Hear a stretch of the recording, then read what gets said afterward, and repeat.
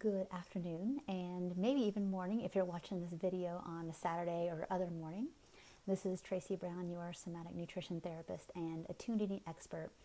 And this is part 3 of our The Cost of Freedom series. Good day to everybody who's watching live. I hope you're having a good day, that you are feeling relatively good and safe enough. I'm glad that you're here. So, it's like the hard part we all have to talk about is that when we do this process, essentially when you are opting out of diet culture, you can be guaranteed that people that you really love or care about aren't going to get it. And in fact, probably aren't going to be all that open to it. And I know that's going to be devastating. You're not wrong for feeling that grief, and you're not wrong for wanting it to be different. And you may not be you're not going to be wrong your entire life if you hunger for it and it doesn't shift.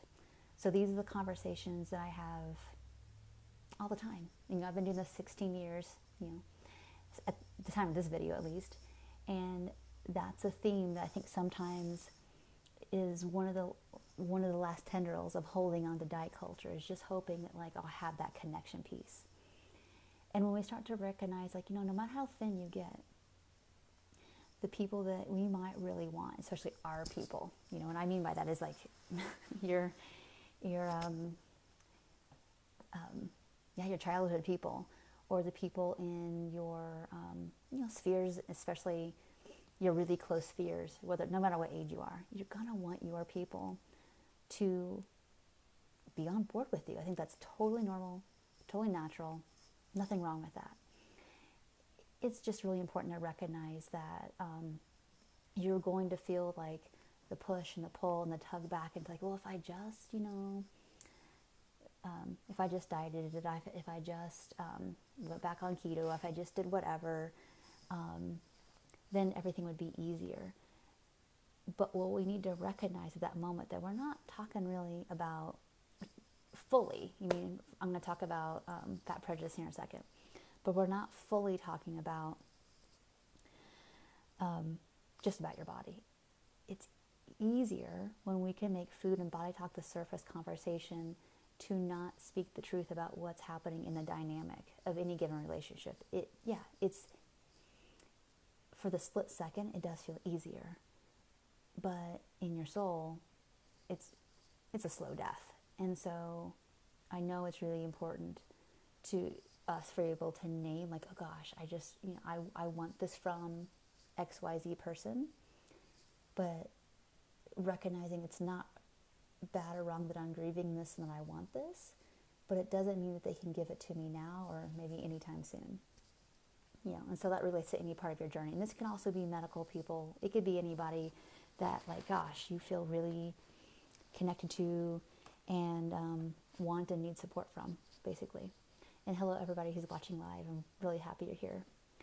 The other part of it is that I 100% understand that recovery is easier in thin bodies, and then which means that for those people who are recovering in larger bodies, it can feel like a potentially re-traumatizing thing every single day to go out into the world knowing that maybe not a lot of people have got your back around yes, embrace, take care of the body you've got, and there's nothing wrong with you, and there's no stereotypes.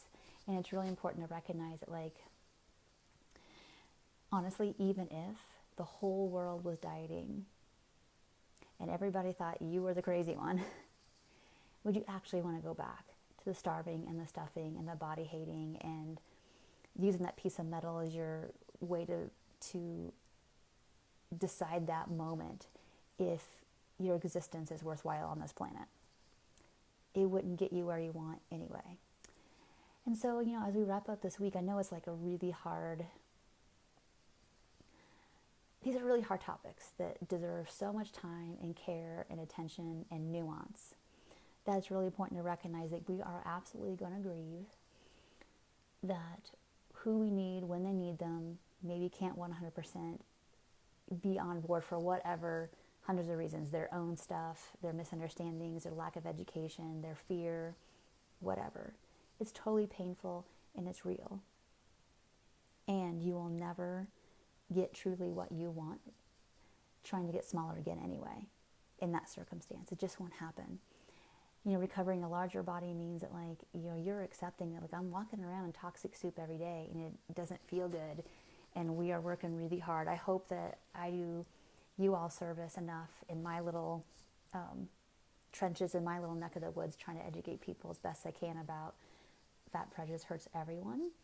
I'm doing my best. I know it's not enough, but there it is. If we all kind of just do what we can do, I'm not I'm a hopeful, positive pragmatist. That what we do individually will help shift things as time goes by, and I'm so grateful for all the people that I've learned from, and really grateful to the people who are out there in institutions trying to make radical, big shift turn the ship, a big wide turn, and it takes a long time. I know that's not what my calling is to do, and people who are doing it, I'm so grateful.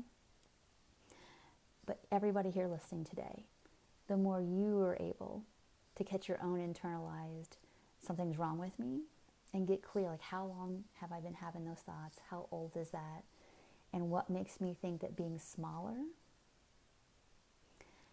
will actually fix the belief in me that my existence is a threat, because that's not true.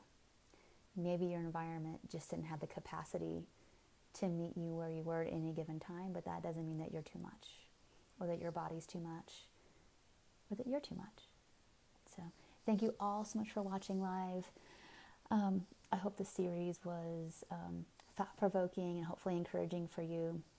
And just recognize that not everybody's going to get what you're doing now, or maybe never, or maybe it's not now, or maybe it's later. But that still doesn't mean this journey is any less valid. So I hope you're all doing really, really well. If you're looking for some places to be able to challenge people's diet, talk toward you, which we didn't get into too much detail this week. We're going to do more of those kind of conversations as the holidays approach, because we know what's coming, right?